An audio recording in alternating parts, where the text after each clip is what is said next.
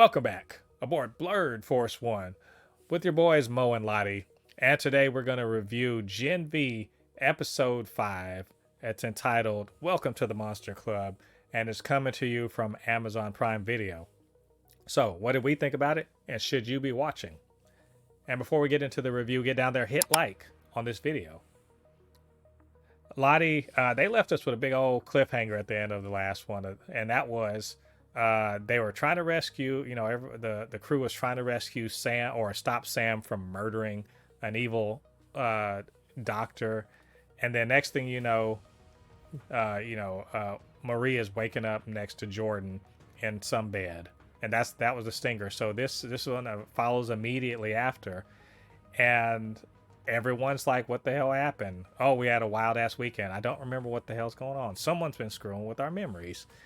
Meanwhile, Sam is being pursued by the soldiers from the woods, and he's beating the stuffing out of them, literally. And there's and there's still shenanigans going on, and we find out that there is a traitor in our midst. So, this was a pretty pivotal episode considering we're past the halfway point of the season, and a lot of death and gore, but also revelation. So, Lottie, what did you think about this episode? I liked it better than episode 2 and 3 because it's not what I thought it was going to be. Thank God. I thought this was going to be like a teeny show drama because it like episode 2 and a little bit of 3 kind of made you think that this was just going to be like a teen drama in the universe of the boys. But this is this episode this is 5, right? Episode 5. Yeah. This episode made me realize, oh yeah, this is the boys. A lot of effed up shit for some reason. Somebody always gets covered up in blood in every single episode of this show. I'm not saying I saw the person who betrayed them a mile away, but I knew for a fact the person they thought was doing it was not the person. Because I was just like, wait, it would be why? It didn't make sense because the way the person's power works, they don't make you forget. The old dude doesn't make you forget. He doesn't make you forget the moment you were there. He only makes you forget the time in between before you wake back up. I was like, that doesn't sound, because at first I just thought they just woke up, and then I saw that, oh, they forgot who this dude is, and I said, nah, old dude can't do that. You know what I mean? Yeah. So, like I said, I enjoyed this episode. Makes me more and more excited. Like I said, it's a bloodbath. The first episode we didn't see a penis in it. Yeah, it's like, what are y'all doing? You're dropping the balls. So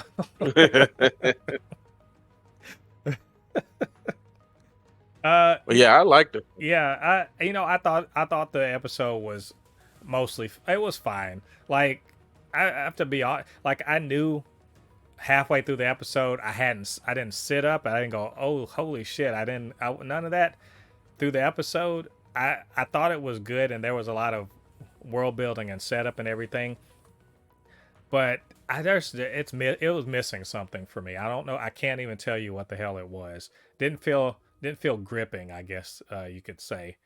And I'll in particular, I will draw your attention to a part that I thought should have made me be like, yes, but it didn't really like sing with me the way I thought it should have. And that was the whole bit where Sam was decimating those soldiers, or the security people. And he was doing it in puppet form. Now, let me tell you what, that should have been right up my alley. I should have been like, this is hilarious and everything like that. And just being like, oh man, he's destroying them. But to be honest, it took a lot of the punch out of that action scene. for me. I understood it. You were supposed to see this from Sam's perspective. I get that, and that's interesting that that's how he sees the world whenever he's destroying people's bodies. But it felt like they literally just made a Sesame Street version of a boys scene, and so it was less interesting to me, even though I understood the point and what they were going for. And so I'm seeing the aftermath, and I'm like, I really wish I had seen him actually kick the shit out of these guys, rather than seeing a Muppet do it. So, Yeah. and it's stuff like that in this episode that I get the point and I see the meaning of it, and it just doesn't hit as well. Like the confrontation scene at the end, when the traitor is revealed. We'll talk about that in the spoilers, but the traitor is revealed, and they're doing the whole Scooby Doo investigation of where the hell their memories are. Like all of that was like, okay, cool. The guy they thought it was, yeah, is not really the guy. We saw all of that coming from afar. The parts I really did like though were Emma and Sam, reconnecting, even though she doesn't remember him because of the memory loss. They continue to be adorable. I like seeing them together. I liked seeing Jordan and Marie sort of dance around each other, and then finally they didn't spend 3 fucking episodes doing it. They finally like, you know what? I like you. Let's do this. And I'm like, good, because this show is short enough. I don't need 3 seasons for y'all to figure it out. And just seeing Emma, blow up because she's growing out of her shell. I saw someone say like, oh, it's the opposite of, it's kind of like a metaphor for body positivity, where she literally gets bigger and people are like, yeah, you rule. So all that stuff was cool, even the stuff with the dean, and her shadiness and the traitor. But I felt like there was just something missing here. So this was, to me, I think this is probably my least favorite episode of the season so far. Just because I feel like I saw what they were going for, and I get it, and it just didn't catch me the way I think maybe it caught other people. Episode 1 was my favorite. Then I'll say episode 4, then 3. I think my least favorite. Episode 5. I think my least favorite was episode 2. Mm-hmm. But yeah, I see what you're saying. Like that scene, like the only reason, like I said, I particularly like this episode is because I know where the show is going. Because I literally thought this was going to be like a teen drama inside of the boys, and I'm like, oh, okay, it's not. Okay, that's not what it is. Thank God, Mm-hmm. because you know how I feel about teen drama. I think they wear their welcomes out pretty quick because they're all doing the same things. But yeah, let's go ahead and talk. There's not a huge amount of spoilers in this, so let's just go ahead and talk about the spoiler of the show, which is who actually wiped the memories and why they do it. And so it's revealed that Kate is the traitor in the group, and so knowing that Kate's the traitor and she's been wiping memories, it actually puts a lot of things in perspective throughout the show, of why they aren't necessarily connecting the dots so much. But in particular in this one, she literally wipes days worth of memories from all Emma, Marie, and Andre, and Jordan, and she's doing it because she's working with the dean. And she had been doing that to Golden Boy also, but that she couldn't completely erase the memories because people kept sort of getting their memories back, and also that they got trackers put on him. So at the end of the episode, before before Andre can kill kill the other guy, she reveals what really happened and gives him his memories back. What I didn't even, to be honest, I knew that. Oh boy, wasn't the one. I just didn't know Kate's power worked like that. Like I didn't realize she was basically Jean Grey without the being able to fly and do telekinesis. Yeah.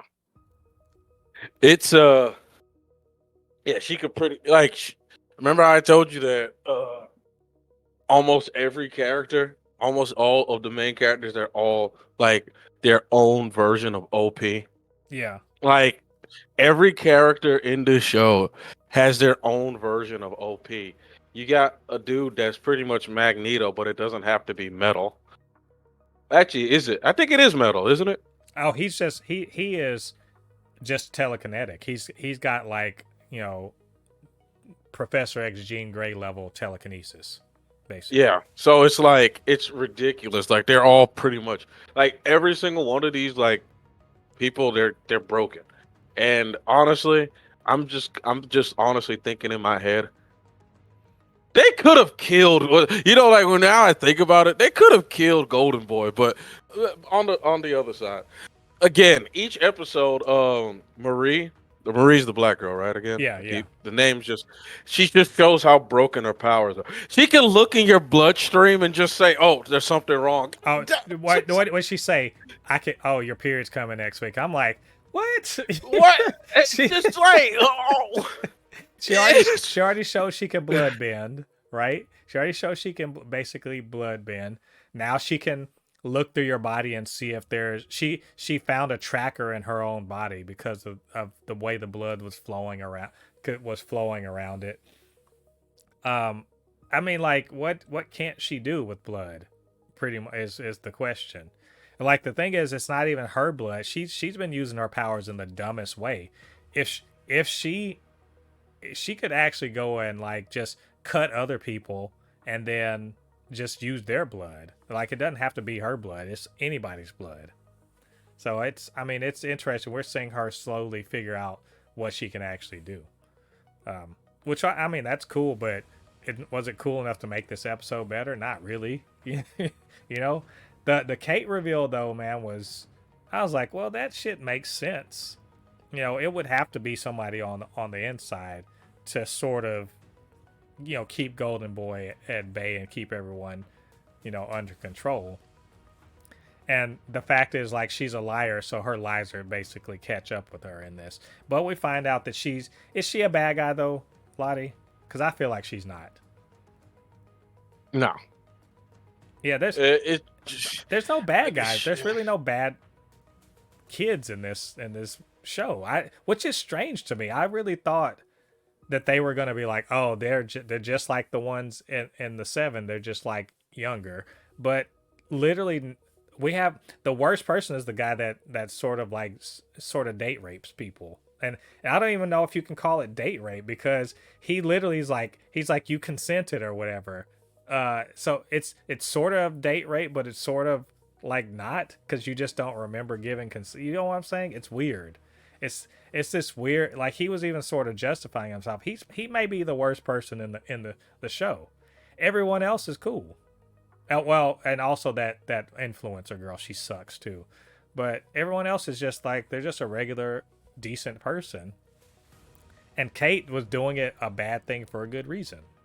It seems like, for what seems like a good reason, and it was basically her desire to do the right thing, to protect people, was used against her, and that's why she was working for the Dean. But I didn't feel like she's bad. So, no.